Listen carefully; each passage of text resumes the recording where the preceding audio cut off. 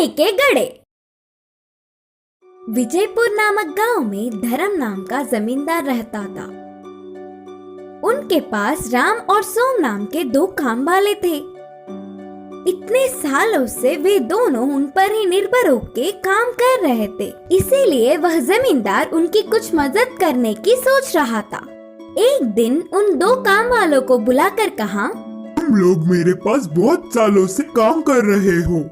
मैं अपने अपने पैरों पर खड़ा होते देख तुम्हारे बच्चे खुश होंगे, इसीलिए हमारे गांव की दक्षिण दिशा की खाली जमीन को तुम्हें दे रहा हूँ। तुम लोगों से जितना हो सके उतना लेकर खेती कर लो। इधर के पेड़ों और पत्थरों को हटाने में तो थोड़ा समय लग ही जाएगा, इसीलिए 5 साल तक तुम्हारा कर्ज भी माफ कर रहा हूँ। बोलकर जमींदार ने कहा।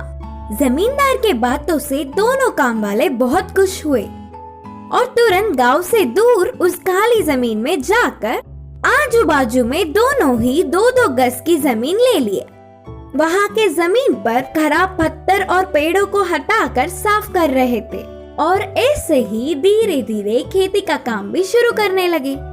एक दिन राम अपने जमीन की खुदाई कर रहा था, तब अचानक उसे एक आवाज से उसके हल को कुछ लगा और उसे बाहर निकालने पर वह सोने के 2 घड़े थे।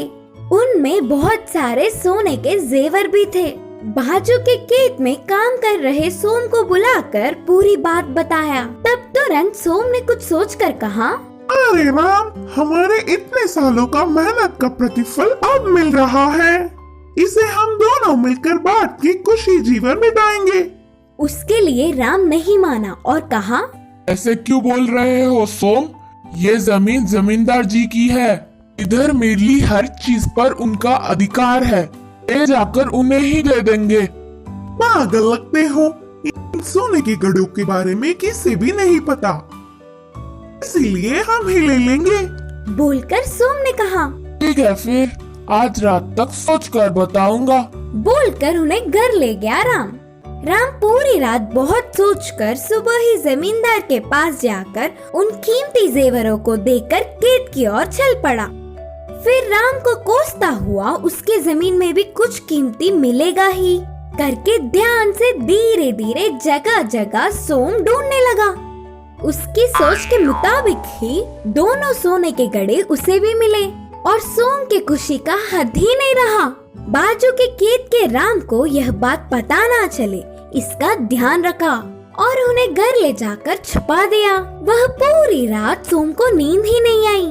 अगले दिन सुबह ही बिना किसी को खबर पड़े शहर जाकर उन जेवरों को एक बड़े सेठ को दिखाकर और वह सेठ ने उन जेवरों की जांच करके नकली है बोलकर नक्की कर दिया। अब ना कुछ कर पाते हुए उदास होकर घर आ गया सोम। अगले दिन ही जमींदार ने अपने घर राम और सोम को बुलाया।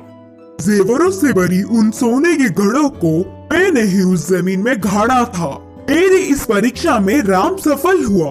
मुझे धोखा देने की सोचने वाले सोम की जमीन भी राम को ही दे रहा हूँ। अब से वह पूरे 4 गज की जमीन पर ईमानदार से काम कर लेगा राम। बोलकर जमींदार ने जमीन के कागजात राम को सौंपे। जमींदार को धोखा देने की सोचने पर सोम को अच्छी सबक मिली। इस कहानी की सीख है कि दूसरों की चीजों पर बिना लालच किए ईमानदार रहना चाहिए।